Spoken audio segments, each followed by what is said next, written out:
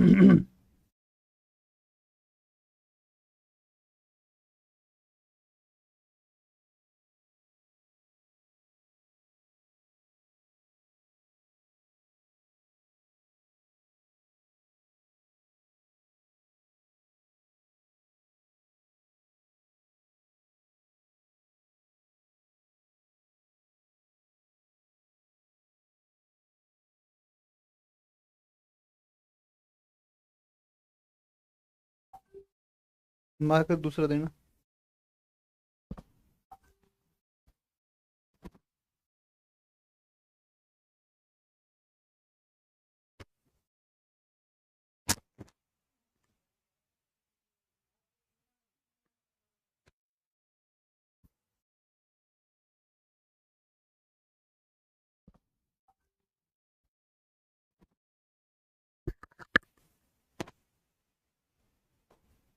ये भी ऐसा ही है।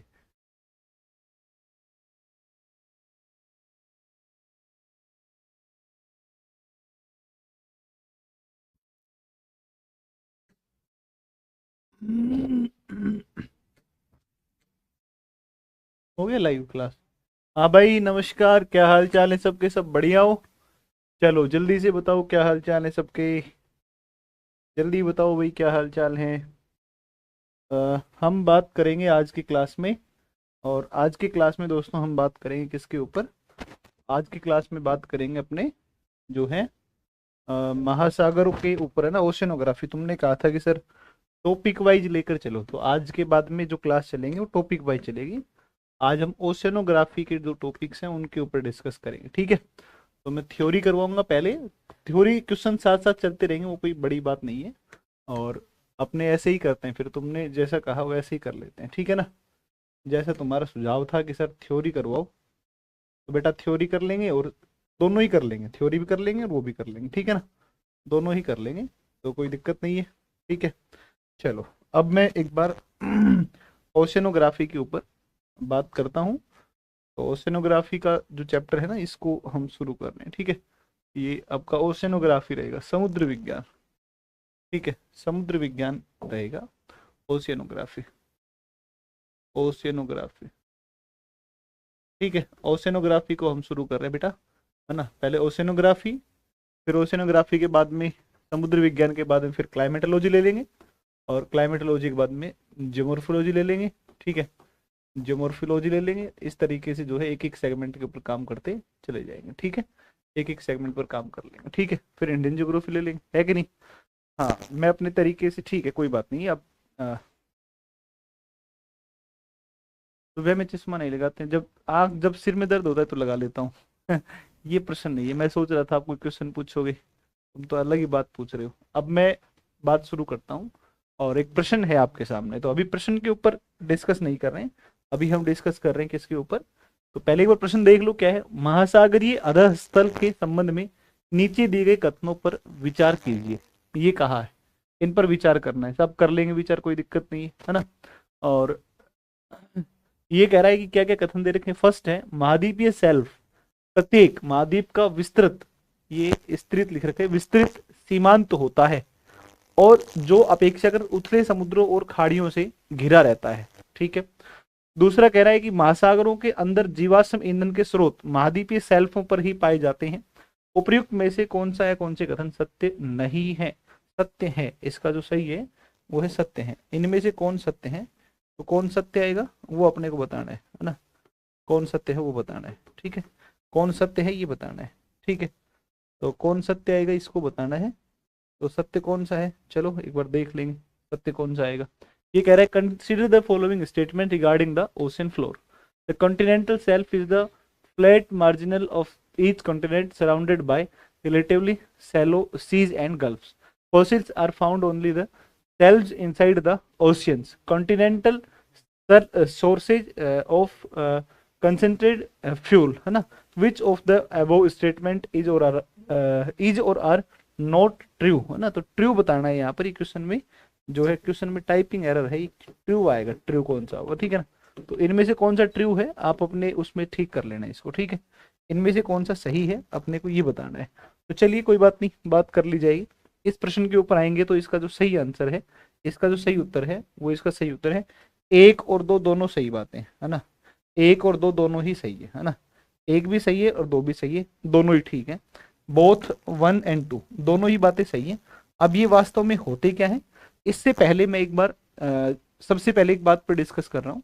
और सबसे पहली बात ये है कि साहब जो ओशियन, जो हमारी अर्थ है ना, इस अर्थ के ऊपर, इस अर्थ के ऊपर कितना पानी है, इस अर्थ के ऊपर कितना पानी है, कितना जो है इस अर्थ के ऊपर क्या क्या चीजें फैली हुई हैं, सबसे पहले उस चीज पर आते हैं।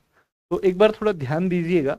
तो एनसीईआरटी क्लास 7th की जो बुक है उसमें जल का वितरण करके एक टॉपिक दिया है, ठीक है? जल का वितरण एक टॉपिक दिया है।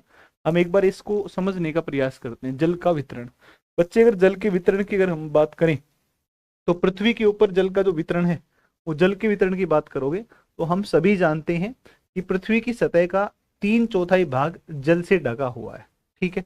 पृथ्वी का जो है वो 3/4 भाग ढका हुआ है, किससे? पानी से। डिस्ट्रीब्यूशन ऑफ वाटर बॉडीज की जब हम बात करते हैं तो लिखा है, we all know that 3/4 of the earth surface is covered by water. मतलब 3/4 भाग जो है वो जल से ढका हुआ है, जल से ढका हुआ है। यदि धरती पर थल की अपेक्षा जल अधिक है तो अनेक देशों में जल की कमी का सामना क्यों करना पड़ता है, ठीक है? तो ये कह रहा है कि covered by water, if there is more water than land on earth, why does many countries face water scarcity, है ना? तो बताओ क्यों लोग अब ये 3/4 पानी से ढका हुआ है हमारी पृथ्वी, लेकिन थोड़ा सा ध्यान दो कि इसलिए समस्या है पानी की देशों के सामने कि वो स्वच्छ जल नहीं है ना। स्वच्छ जल नहीं है बेटा, वो स्वच्छ जल नहीं है। वो कैसा है? वो लवणीय जल है, वो खारा जल है, अशुद्धियां हैं उसके अंदर। हम उसका उपयोग अपने दैनिक जीवन के अंदर सामान्य रूप से नहीं कर सकते, है ना? तो चूंकि सामान्य रूप से जब दैनिक जीवन उपयोग नहीं कर सकते हैं तो फिर कोई काम का ही नहीं, बेकार है फिर तो वो, ठीक है? अब आप देखो इसमें कि जो जल का वितरण है वो प्रतिशत दिया गया है कि कितना कितना पानी कहाँ कहाँ पर है ना? तो ये distribution of water in percentage ये दिया हुआ है। और इसमें आप ध्यान दीजिएगा कि जो हमारे महासागर है, महासागर, उन महासागरों में से जब आप देखोगे तो महासागरों में कुल जल का 97.3% है। ये डिस्ट्रीब्यूशन है। जो हमारा टोटल वाटर है, जो कुल वाटर है, कुल जो जल है, उस कुल जल को अगर हम देखें, अगर हम बच्चे कुल जल की बात करते हैं पृथ्वी के ऊपर, तो महासागरों में देखो कुल अगर जल है, कुल जल की बात करोगे, टोटल वाटर की बात करोगे, तो ये कितना मान लो? 100% मान लो, है ना? 100 यूनिट मान लो, 100% मान लो। इसमें से आप ध्यान देंगे तो आपको पता चलेगा कि इसमें से आपका 97.3% जो है ना, वो किस में है? वो महासागरों में है। वो किस में है? वो महासागरों के अंदर है। कुल जल का 97.3% कहाँ पर है? महासागरों में है।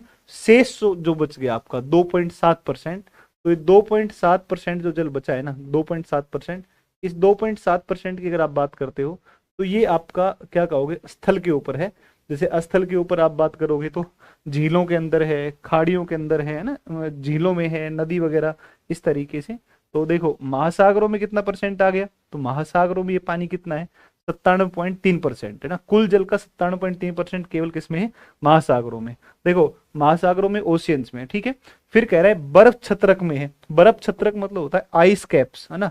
जैसे आपकी जो 2% हमारे कुल जल का, देखो कुल जल में कितना है? 100%। 100 में से 97.3% किस में आ गया? तो 97.3% आपका आ गया किसमें? वो 97.3% किस में आ गया? तो ये हो गया महासागर के अंदर, प्रशांत महासागर, हिंद महासागर। ये एक बात ध्यान रखना, एनसीईआरटी के सीधे फैक्ट डायरेक्ट ये उठा उठा के पूछता है सीधा। इसलिए अब जितनी भी हम पढ़ाई करेंगे क्रैश कोर्स के माध्यम से, ये क्रैश कोर्स के माध्यम से बच्चे हम सारी पढ़ाई एनसीईआरटी के उसको बेस को लेकर के करेंगे, ठीक है ना? देखो सामान्य जो बैच होता है ना, उसमें हम अपने इनपुट्स बहुत ज्यादा डालते हैं, है ना? और आपको पढ़ने के लिए बोलते हैं कि भाई आप जो है एनसीईआरटी को पढ़ सकते हो। लेकिन अब जो क्लास चलेंगे आपकी लगातार कंटिन्यू, इन क्लासों में मैं एनसीईआरटी को रेफरेंस ले लेके एनसीईआरटी को आधार मान करके उस संपूर्ण सिलेबस को मैं करवा दूंगा, ताकि आपके क्वेश्चंस मैक्सिमम बनने की संभावना हो। ठीक है, करंट जो टॉपिक्स है उनको आप अपने हिसाब से कवर कर लेंगे। ठीक है, अब देखो जो आइस कैप्स है, आइस कैप्स का मतलब क्या है कि आइस कैप्स का मतलब ये है कि जैसे मान लो कि जो ग्लेशियर्स हैं, जो फिर जो पर्वतीय भाग हैं, जो बर्फ से जो है वो ढके हैं, वो कितना है, तो वो बेटा वो कितना है आपका 2% है ना। तो देखो 2% हो गया। अब भूमिगत जल, अंडरग्राउंड वाटर जो है ना, जो ग्राउंड वाटर है, वो ग्राउंड वाटर आपका कितना है 0.68% है ना, 0.68% है वो ग्राउंड वाटर है, जो पानी भूमि में नीचे है, कुएं से हम निकालते हैं। झीलों का अलवणीय जल, झीलों का अलवणीय जल 0.009%। फ्रेश वाटर लेक्स, जैसे मान लो फ्रेश वाटर लेक की हम बात करें बेटा, तो जैसे मान लो कि श्रीनगर की वुलर झील है, तो फ्रेश वाटर लेक है कि नहीं। तो इस तरीके का जो पानी है वो कितना है, तो वो पृथ्वी के ऊपर कुल कितना है, ये पूरी पृथ्वी की बात कर रहे हैं, पूरी दुनिया की बात कर रहे हैं बच्चा। तो झीलों में अलवणीय स्वच्छ जल है ना, फ्रेश वाटर इन लेक्स 0.009% है। स्थल और हाँ, स्थलीय समुद्र एवं नमकीन झीलें, ये सारा मिला करके ये सब मिलाकर के आपका कितना है, तो ये सब आपका मिलाकर कितना है 0.009% है ना। और नमकीन झीलें ये कितना है 0.009, मतलब आप अगर खारा और मीठा अगर जल लगाओ तो ये सारा आपका कितना आएगा 0.018% आएगा, 0.018% आपका ये आ जाएगा। ठीक है, फिर वायुमंडल कह रहा है एटमोस्फेयर, भाई नमी होती ना आर्द्रता वायुमंडल में, तो बच्चा वायुमंडल की जो आर्द्रता है वो 0.0019% है ना। एटमोस्फेयर जो है, एटमोस्फेयर वायुमंडल में जो पानी फैला हुआ है बादलों के रूप में है, ये सारा ये 0.00919%। ठीक है, इसको लिख लो तो बढ़िया रहोगे। और जो रिवर्स है या फिर नदियां हैं बच्चे, ये नदियां कितनी है 0.00001। देखो नदियां कितनी है, रिवर्स, रिवर्स में जो आपका पानी है वो देखो कितना है, रिवर्स 0.0001। और कितना विशाल हमें नदियां, बड़ी बड़ी नदियां दिखती है, वो केवल इतनी है, बस केवल इतनी है। कुल जल का टोटल जो वाटर है उसका केवल इतना परसेंट है, और इससे ज्यादा आपकी नहीं है। ठीक है ना। और एक आपका होता है कि लवणता, एक वर्ड आता है लवणता, सैलिनिटी। 1000 ग्राम जल में, 1000 ग्राम जल में मौजूद नमक की जो मात्रा होती है, उस नमक की तत्वों की या लवणीय तत्वों की मात्रा को हम क्या बोलते हैं, लवणता बोलते हैं। और जो महासागरों की औसत लवणता है ना, वो महासागरों की बच्चा औसत लवणता कितनी आती है, तो महासागरों की औसत लवणता 35 ग्राम आती है ना, 35 ग्राम प्रति 1000 ग्राम है ना। तो ये 35 भाग प्रति 1000 ग्राम होती है। तो salinity is the amount of salt, salt in gram, in grams present in 1000 gram of water. The average salinity of the oceans is 35 parts, 35 parts पर 1000 है ना। 1000 ग्राम में जो है 35 ग्राम क्या मिलते हैं, 1000 ग्राम में 35 ग्राम क्या मिलते हैं, साल्ट मिलते हैं। ठीक है, फिर अगर आप देखोगे तो एक और इसमें दिया हुआ है, क्या आप जानते हैं, सीधे प्रश्न यहां से आते हैं, मैं आपको फिर बता रहा हूं, ये बात ध्यान रखना, डायरेक्ट इनबॉक्स से प्रश्न पूछता है कि आप जानते हैं इजराइल में मृत सागर में 340 ग्राम प्रति लीटर लवणता होती है।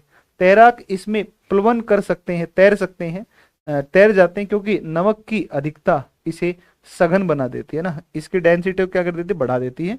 तो सबसे ज्यादा ये है लवणता मिलती है Dead Sea. Dead Sea is the Dead Sea in Israel has salinity of 340 grams per litre of water. Swimmers can float in it because the increase salt content makes it dense है ना। इसके जल की जो घनत्व है वो बहुत ज्यादा होता है ना, बहुत सारा साल्ट इसके अंदर मिला होता है, और बहुत सारा साल्ट मिला होने के कारण और बच्चा इसकी सैलिनिटी बहुत ज्यादा हो जाती है। तो ये वाटर का डिस्ट्रीब्यूशन है, एक बात सबसे पहली। और दूसरा है सैलिनिटी के ऊपर बात की है, तो एक सैलिनिटी है और एक इजराइल की कौन सी है, मृत सागर है। ठीक है ना, इजराइल की मृत सागर है। ठीक है, इजराइल की मृत सागर है, डेड सी है। ठीक है, तो ये थोड़ा सा आप देख लीजिएगा, डेड सी है इजराइल की।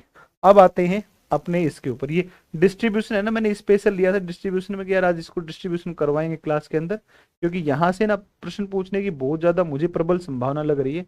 इसलिए बच्चा इसको प्लीज आपसे निवेदन है, इसको या तो आप एनसीईआरटी किताब ले लो 7th, उसमें ही लिखा हुआ है, ठीक है ना।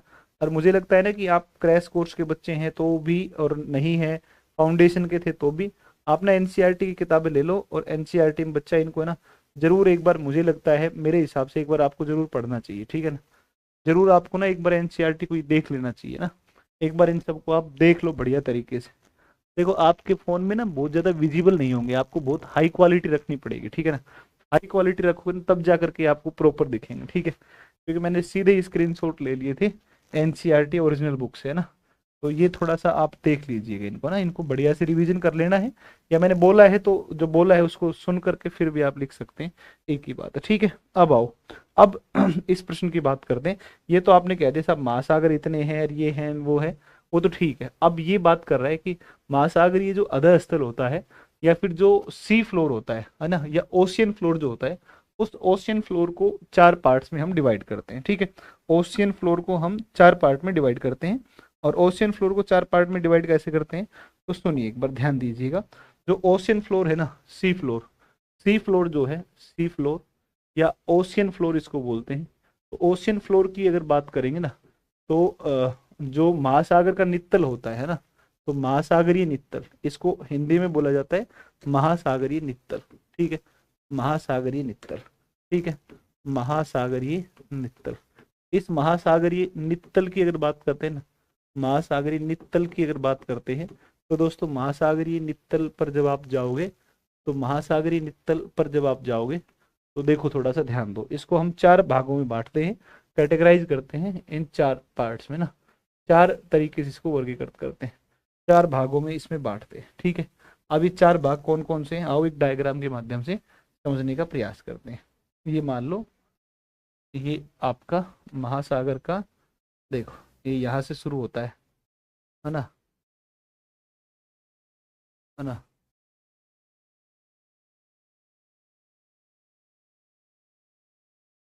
ये देखो ये ना, ये इस तरीके से, ये देखो आप ये वाला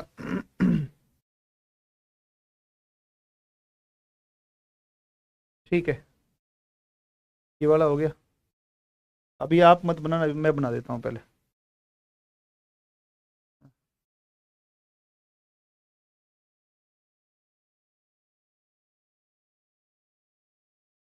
पहले मैं बना देता हूँ, फिर आप बना लेना, ठीक है। और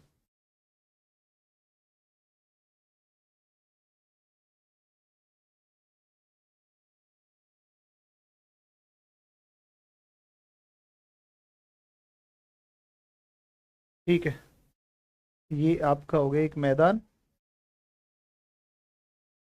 एक हो गया ये यहाँ से, ठीक है। इसको बोलते हैं, ये जो हिस्सा है इसको बोलते हैं महाद्वीपीय मगन तट, है ना, महाद्वीपीय मगन तट इसको बोलते हैं, ठीक है।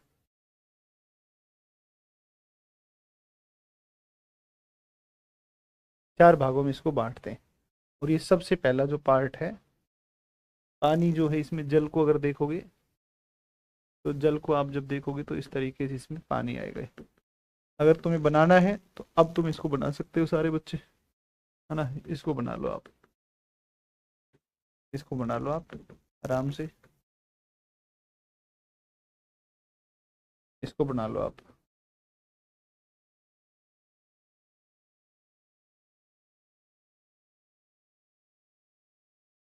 इसको बना लो, इसको है ना जल्दी से बना लो एक बार।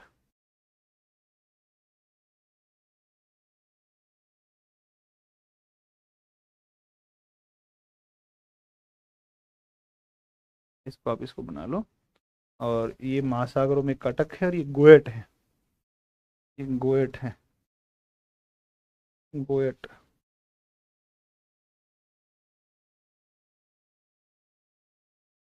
गोएट है ना।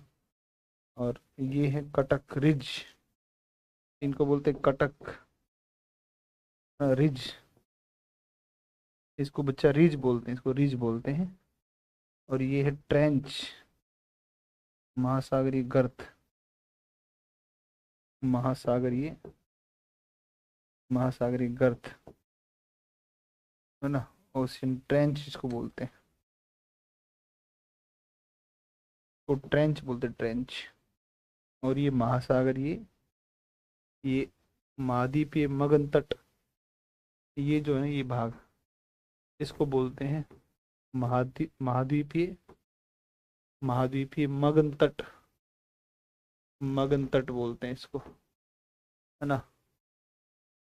Ocean, ocean, ocean shelf, ocean shelf, ये जो है ना इसको बोलते हैं महाद्वीपीय ढाल, महाद्वीपीय मगन ढाल, महाद्वीपीय मगन ढाल, मगन ढाल, ओशियन स्लोप, है ना। और इसको बोलते हैं महासागरीय मैदान, महासागरीय मैदान, सी प्लेन या ओशियन प्लेन इसको कह दो आप तो ज़्यादा बढ़िया है। ओशियन प्लेन इसको बोलते हैं बच्चा, इसको ओशियन प्लेन बोलते हैं। और ये महासागरीय गर्त हो गया। ठीक है, एक काम करो, इसको जल्दी से फटाफट डायग्राम को बनाओ, जल्दी से 1 मिनट का समय लो और इसको बनाओ, जल्दी बनाओ इसको।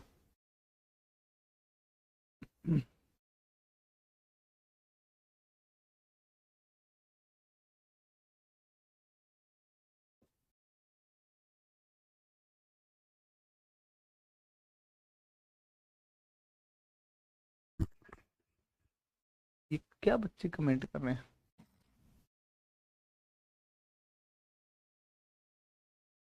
ये इधर देखो, इस तरफ, इस तरफ देखो, ये वाला, इधर वाला दिखाओ। हाँ इधर वाला, हाँ हाँ ये, हाँ सारे बच्चे अच्छा, क्वालिटी, अरे मैंने अच्छा अच्छा अच्छा हाँ ठीक ठीक, नहीं ऊपर करो, ऊपर करो, ऊपर करो, ऊपर, हाँ नहीं नहीं, अच्छा ठीक ठीक ठीक, इसका मैं बता समझ गया, बच्चों को कोई समस्या है। हाँ 1 मिनट, एक,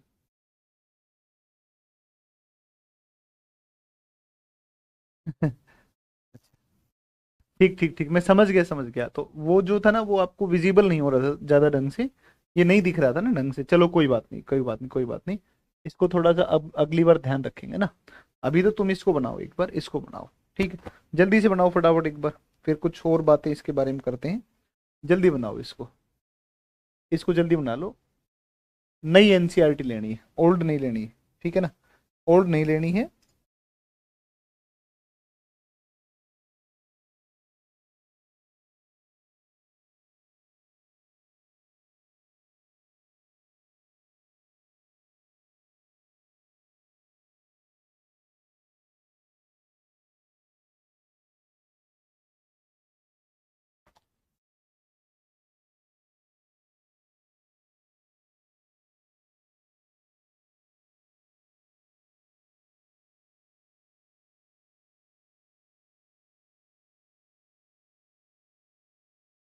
हो गया सबका?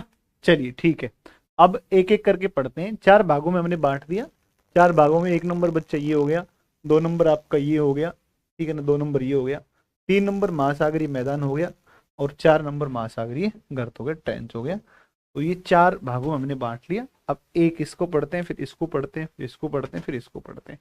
तो सबसे पहले सी फ्लो, सी सेल्फ या ओ, अरे यार, कॉन्टिनेंटल सेल्फ आएगा, कॉन्टिनेंटल सेल्फ आएगा, ये हमने कॉन्टिनेंटल, कॉन्टिनेंटल, कॉन्टिनेंटल सेल्फ है ना ये, कॉन्टिनेंटल। और देखो यहाँ पर भी हमने ओशियन लिख दिया, ओशियन नहीं, कॉन्टिनेंटल आएगा ये, कॉन्टिनेंटल है, कॉन्टिनेंटल है, कॉन्टिनेंटल स्लोप है ना, महाद्वीपीय मगनडाल है। ठीक है, अब सही है, अब सही है, अब ठीक है ये, ठीक है, अब ठीक है ये, राइट, अब सही है। अब चलो आप इसके बारे में लिखो, महाद्वीपीय, महाद्वीपीय मगन तट, मगन तट, मगन तट की बात करें, कॉन्टिनेंटल कॉन्टिनेंटल शेल्फ की अगर बात करते हैं, तो कॉन्टिनेंटल शेल्फ की जब बात करोगे ना तुम, तो उसको समझो। कॉन्टिनेंटल शेल्फ की जब बात करोगे तो इस पर आओ। कॉन्टिनेंटल शेल्फ की जब बात करोगे तो सुनो एक बार, देखो इनकी जो एवरेज डेप्थ है, औसत गहराई, देखो एक बात तो आपको जो है समझ में आ रही होगी कि महाद्वीप लिखा है तो ये महाद्वीप का भाग है, महासागर का भाग नहीं है, ये दोनों चीज। महाद्वीपीय मगन तट, महाद्वीपीय मगन ढाल, दोनों, मगन तट मगन ढाल यानी कि सेल्फ और slope, both are the part of continent, है ना। और महाद्वीपीय, ये तो महाद्वीप के हिस्से हैं। महासागर के अगर हिस्सों की बात करें तो इनको महासागर मानते हैं, तो मैदान को महासागर मानते हैं जो आपका ओशियन प्लेन है, और एक जो ट्रेंच है महासागरीय गर्त है, इन दोनों को बेटा मानते हैं ओशियन का पार्ट, इन दोनों को मानते हैं कॉन्टिनेंट का पार्ट। तो एक तो ये ध्यान रखना, इनकी जो औसत गहराई होती है ना, ये औसत गहराई कितनी होती है, तो औसत गहराई जो आती है ना, वो औसत गहराई आती है कितनी, तो औसत गहराई आती है 200 मीटर, 200 मीटर। इसकी औसत चौड़ाई कितनी होगी साहब, इसकी औसत चौड़ाई कितनी होगी, देखो यहां से लेकर के, और ये कितने चौड़ाई में ये फैले होते हैं, तो ये कितनी चौड़ाई में फैले होते हैं, तो ये फैले होते हैं 80 किलोमीटर ना, तो ये फैले होते हैं आपके। तो एवरेज डेप्थ ये जो है, एवरेज डेप्थ तो इसकी ये है ना, डेप्थ कितनी है, तो डेप्थ तो ये होगी। अब एवरेज विड्थ कितनी होगी, एवरेज विड्थ कितनी होगी, एवरेज विड्थ की जब बात करें या औसत चौड़ाई की जब बात करते हैं, तो औसत चौड़ाई कितनी आती है इनकी, तो सब इनकी औसत चौड़ाई आती है कितनी, तो ये औसत चौड़ाई आती है 80 किलोमीटर होती है ना।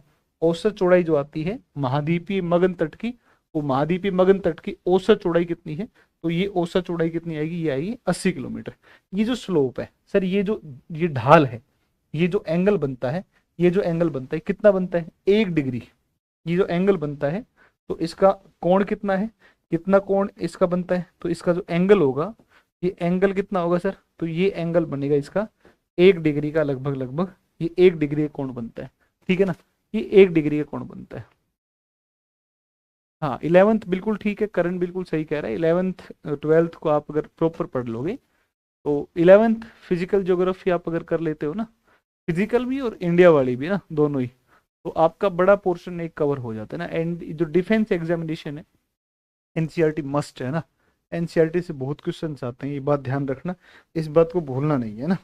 और लगभग लगभग है ना, ये जो है आपके जो ये जो सबसे चौड़े जो होते हैं ना, वो सबसे चौड़े मगन तट कहाँ पर होते हैं, आर्कटिक महासागर में होते हैं ना। सबसे ज्यादा चौड़ाई इनकी जो मिलती है वो 1500 किलोमीटर तक मिलते हैं। तो सर्वाधिक जो चौड़ाई होती है इनकी, तो मैक्सिमम जो चौड़ाई आएगी इसकी, तो इसकी सर्वाधिक जो चौड़ाई है, वो सर्वाधिक चौड़ाई कहाँ पर मिलती है, तो ये सर्वाधिक जो चौड़ाई है ना, ये सर्वाधिक चौड़ाई आपकी मिलेगी कहाँ पर, तो सर्वाधिक चौड़ाई, मैक्सिमम जो विड्थ मिलती है ना, ये मैक्सिमम विड्थ, सर्वाधिक चौड़ाई जो मिलेगी, ये सबसे ज्यादा चौड़ाई कहाँ पर मिलती है, तो मैक्सिमम विड्थ जो मिलती है ना, ये मिलती है आपकी आर्कटिक महासागर में मिलती है। आर्कटिक महासागर जो है, उस आर्कटिक महासागर में सबसे ज्यादा मिलेगी। एक बात ये भी आपको ध्यान रखना, आर्कटिक महासागर मिलेगी, और आर्कटिक महासागर में इनकी चौड़ाई कितनी तक मिलती है, 15 किलोमीटर तक, 1500 किलोमीटर तक चौड़े महाद्वीपीय मगन तट है ना, चौड़े सेल्फ है, मगन तट है।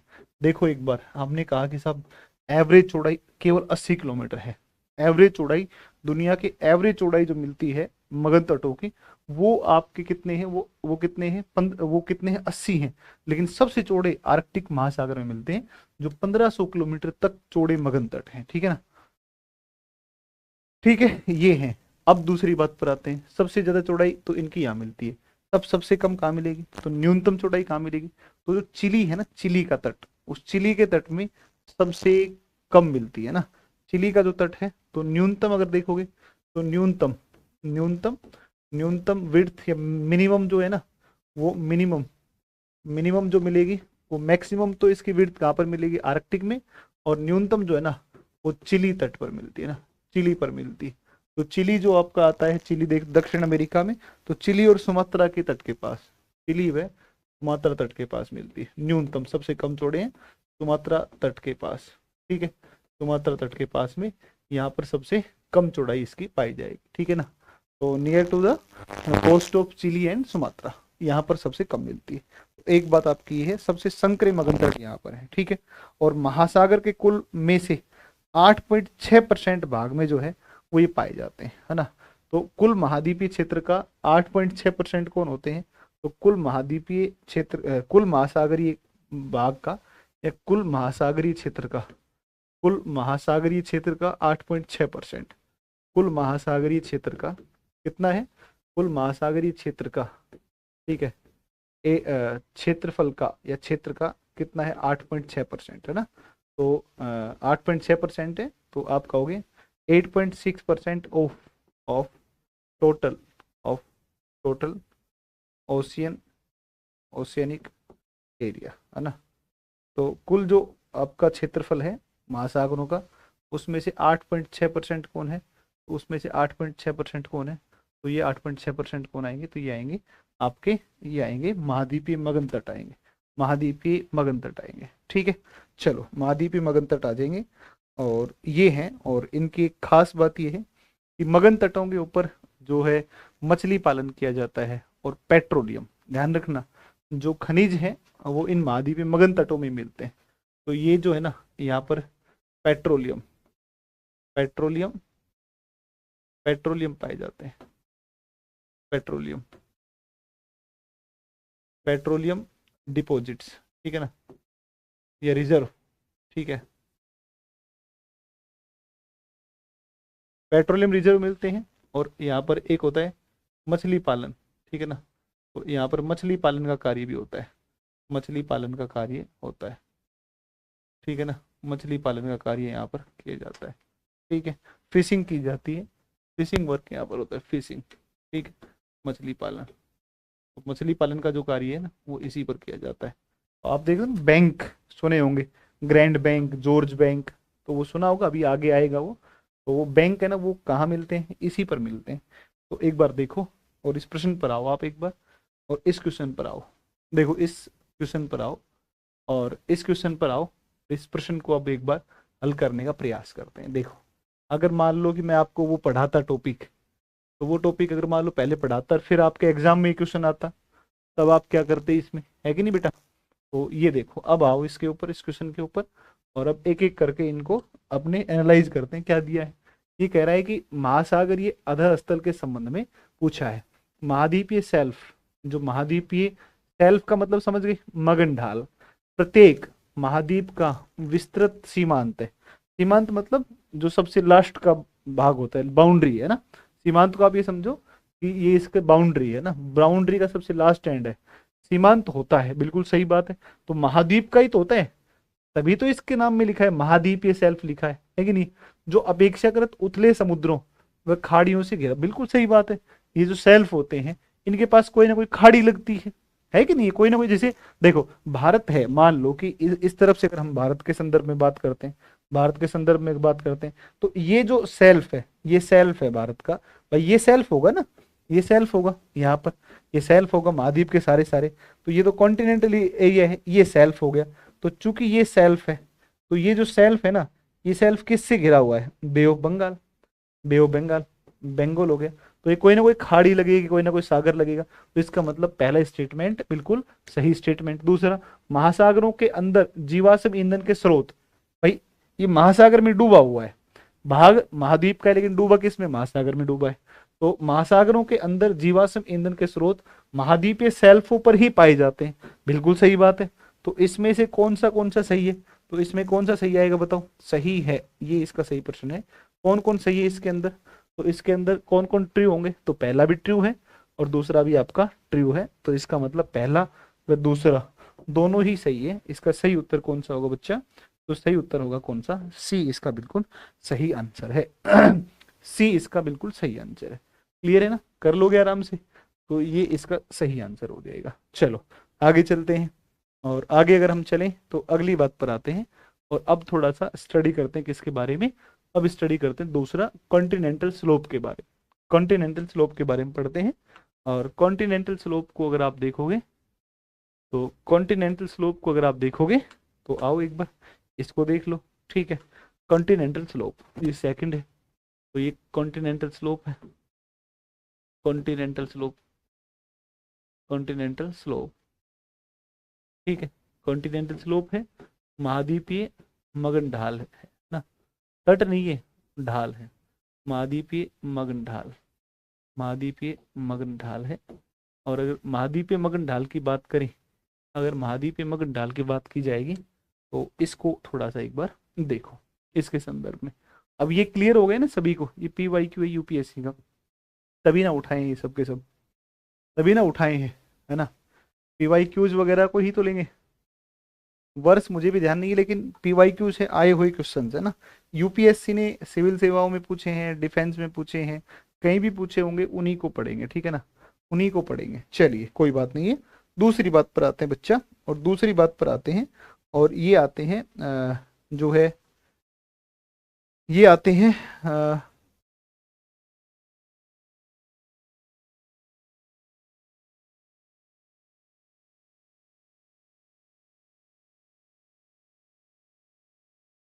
इस पर आते हैं, महाद्वीपीय मगन ढाल है ना, एवरेज इसकी डेप्थ और औसत ढाल कितना है, तो इस पर आओ आप एक बार, ठीक है।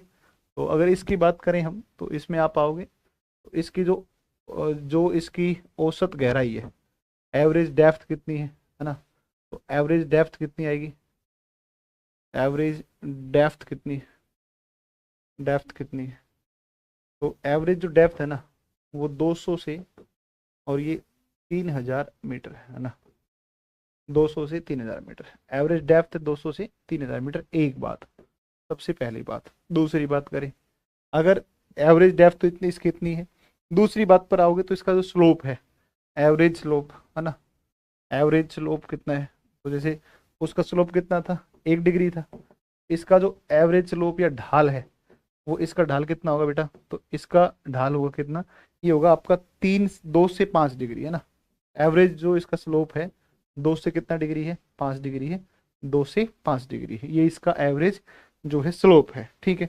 और ये महासागर के कुल भाग के 8.5 में है, ठीक है। तो ये महासागरों के कुल महासागरीय क्षेत्रफल के 8.5% भाग पर है ना, कुल महासागरों के, कुल महासागरीय क्षेत्रफल के, कुल महासागरीय क्षेत्रफल के 8.5% भाग पर है, ठीक है। कुल महासागरीय क्षेत्रफल के 8.5% भाग पर है ना, 8.5% भाग पर आएंगे, ठीक है, 8.5% भाग पर है, on the area of 8.5% of total oceanic area, ठीक है। तो 8% पार्ट पर आएंगे, ठीक है। तो ये महाद्वीपीय मगन ढाल की दूसरी बात हो गई, ठीक है। और इनकी सबसे ज्यादा जो चौड़ाई है ना, जो इसकी सबसे ज्यादा चौड़ाई है, ये सबसे ज्यादा चौड़े कहाँ पर मिलते हैं, अटलांटिक में मिलते हैं।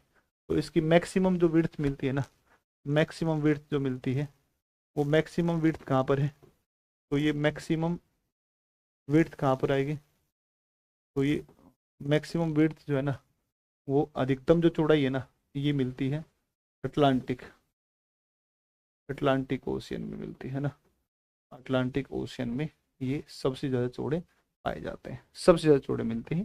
तो ये अच्छा, एक प्रश्न और आ जाता है, और एक प्रश्न ये आता है बेटा कि ये बताओ, कई बार ऐसा भी तो हो सकता है ना कि भारत के साथ में जो मगन तट है ना, भारत के साथ जो मगन तट है, अगर भारत के संदर्भ में पूछे तो भारत के संदर्भ में मगन तट कहाँ पर चौड़े आएंगे, पूर्व में आएंगे कि पश्चिम में आएंगे, इस तरीके से पूछेगा तो बताओ इसका। तो भारत के जो मगन तट है ना, भारत के मगन तट, उसकी अगर बात करोगे, तो इसकी आप अगर बात करोगे ना, तो ये जो है ना, ये पश्चिम में चौड़े है ना, तो पूर्वी मगन तट चौड़ा है, पूर्वी मगन तट अधिक चौड़ा है, भारत का, भारत का पूर्वी मगन तट अधिक चौड़ा है, अधिक चौड़ा है, अधिक चौड़ा है, किसकी तुलना में चौड़ा है, कंपेयर किसकी तुलना में, तो अ, ये पूर्वी नहीं, पश्चिमी है ये पश्चिमी है ना, पश्चिम, पश्चिमी तट है ना, पश्चिमी मगन तट चौड़ा है पूर्वी मगन तट की तुलना में, पूर्वी मगन तट की तुलना में, मगन तट की तुलना में, है ना, कंपेयर विथ ईस्ट है ना, ये कम चौड़ाई है, क्योंकि यहाँ पर एक पर्वत मिलता है बेटा, और इस पर्वत का नाम है, और इस पर्वत का जो नाम है, इस पर्वत का नाम क्या है, इसका नाम है पश्चिमी घाट। और पश्चिमी घाट का एक हिस्सा टूट करके ना, पश्चिमी घाट का एक हिस्सा टूटा।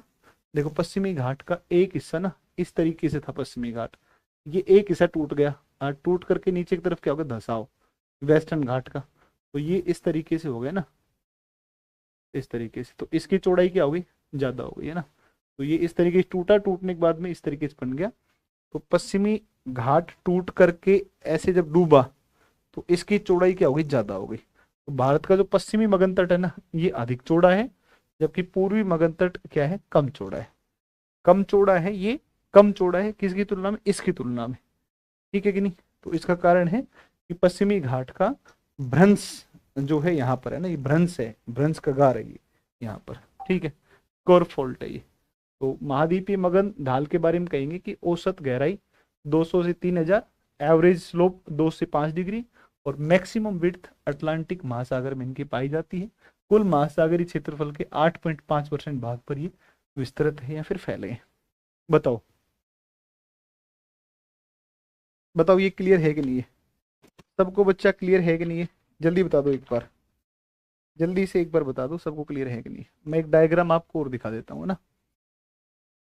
एग्जाम से 2 महीने पहले एक चीज पढ़ लो, नोट्स पढ़ लो, या फिर नोट्स पढ़ लो, या फिर जो है नोट्स पढ़ लो चाहे बुक पढ़ लो। एनसीईआरटी को तो भाई मुझे लगता है कम से कम हाइलाइटर उठा करके, हाइलाइटर के माध्यम से आपको एक बार कर लेना चाहिए ना।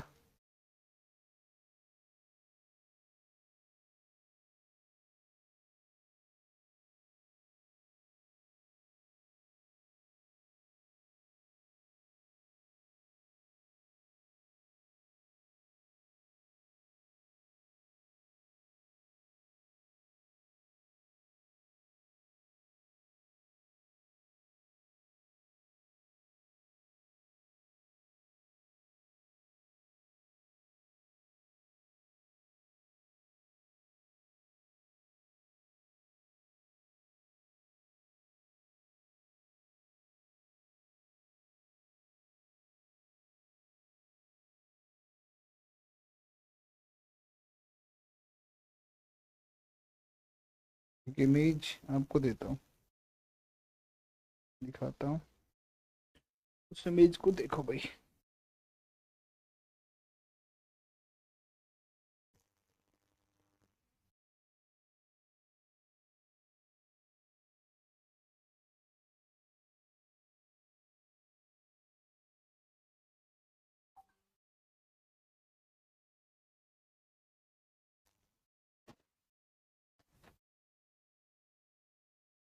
आपको मैं डायग्राम दिखाता हूँ कुछ एक है ना, कुछ एक डायग्राम दिखाता हूँ। देखो एक एक इमेज है बच्चा, एक इमेज है, उसको देखो आप, उससे थोड़ा सा और आपका कॉन्सेप्ट अच्छा बन जाएगा, और ज़्यादा बढ़िया से समझ में आएगा। ठीक है ना।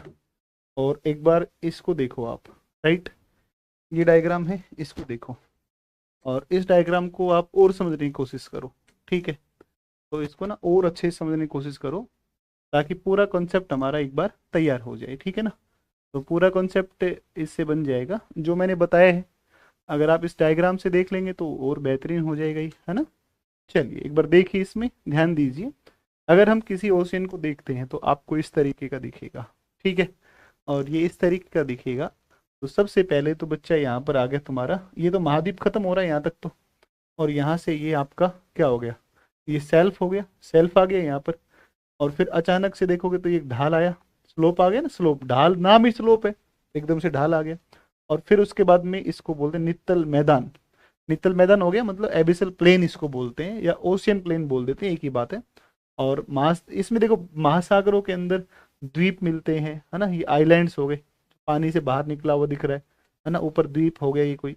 और ये जो आपको दिख रहा है यहाँ पर द्वीप हो गया कोई, और ये जो है यहाँ पर आपको दिखेगा ट्रेंच, ये यहाँ पर आपको ट्रेंच दिखेगा। इस तरीके की टोपोग्राफीज आपको दिखाई देती है ना। ये ट्रेंच है, इसको ट्रेंच बोलते हैं, गर्त बोलते हैं इसको। ठीक है, गर्त बोलते हैं। और ये जो द्वीप आपको दिख रहे हैं पानी में, इनके सारे सारे आपको मिलते देखने को, कोरल रीफ्स देखने को मिलती है ना, ये आपको कोरल रीफ्स मिलती है। ठीक है, कोरल रीफ्स मिलती हैं। तो कुल मिलाकर के सबको क्लियर है कि नहीं ये? अब आपको थोड़ा और इसमें माइंड सेट आपका हो जाएगा कि हाँ सर ये ठीक है। ठीक है, तो ये आपके होते हैं। अब हम आते हैं किसके ऊपर, अगले पर, प्लेन के ऊपर आते हैं। ठीक है, अब आते हैं प्लेन के ऊपर। तो इसको बोलते हैं नित्तल मैदान, या फिर इसको बोलते हैं क्या, या इसको बोलते हैं महासागरीय मैदान। नित्तल मैदान, नित्तल मैदान, नित्तलीय मैदान। ठीक है, नित्तलीय मैदान कह दो, है ना। Abyssal plain, abyssal plain. ठीक है, एबिसल प्लेन होता है, और ये तरंगित मैदान होता है ना। वेव्ड लाइक है ना। ये मैदान कभी भी, ये मैदान कभी भी ऐसा नहीं है कि ये ऐसे प्लेन है ना। इस पर बहुत ज्यादा डाइवर्सिटी पाई, कहीं माउंटेन पाया जाता है, कहीं वोल्केनो पाया जाता है, कहीं प्लेटू पाया जाता है। तो कई प्रकार की टोपोग्राफी जिसके ऊपर पाई जाती है। और महानितलीय जो प्लेन होते हैं, या फिर एबिसल प्लेन जो जिनको हम कह रहे हैं, ये बच्चा महासागर के सबसे बड़े भाग होते हैं। महासागर के सबसे बड़े भाग होते हैं। ये 75.9% कुल महासागर के भाग पर फैले होते हैं। इनकी जो गहराई होती है वो 3000 से और 6000 मीटर होती है। ठीक है, तो इनकी जो एवरेज डेप्थ मिलती है, ये एवरेज जो डेप्थ मिलती है ना, ये एवरेज डेप्थ कितनी है, तो एवरेज डेप्थ, ये एवरेज डेप्थ है ना, ये औसत जो गहराई है, ये 3000 से और कितनी है दोस्तों, ये 6000 मीटर है ना। 3000 से लेकर के और 6000 मीटर है। अगर इस नित्तल मैदान की बात करें ना, तो ये कुल महासागरों का कितना परसेंट भाग है, 75.9% भाग है। 75.9% भाग पर ये पाए जाते हैं, 75.9% हिस्से पर।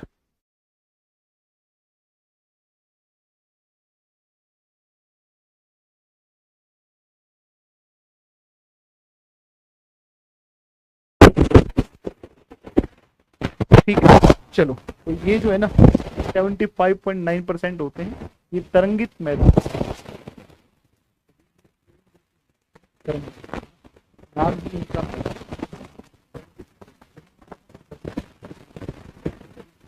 तरीके के होते हैं। और इसके ऊपर बहुत सारी जो है टोपोग्राफी जो आपको देखने को मिलेगी, वोल्केनिक माउंटेन, या फिर आपको जो है यहाँ पर गोयट दिखेगा, या फिर छोटे छोटे जो है कई तरीके की शिलाकृतियां ये आपको देखने को मिलेंगी। यहाँ पर कोरल रीफ्स नहीं मिलती, क्योंकि बहुत गहराई के अंदर कोरल जीव रहता नहीं है। ठीक है, तो ये तुम्हारा है प्लेन। और अब एक बच्चे ट्रेंच, ट्रेंच को पढ़ेंगे कल की क्लास में। ठीक है, ट्रेंच कल की क्लास में पढ़ेंगे, क्योंकि उसमें बहुत सारे एग्जाम्पल आपको करवाने हैं। ठीक है, आपको बहुत सारे एग्जाम्पल करवाने हैं और आपको दिखाना है वहां से कई सारी चीजें। ठीक है भाई, थैंक यू।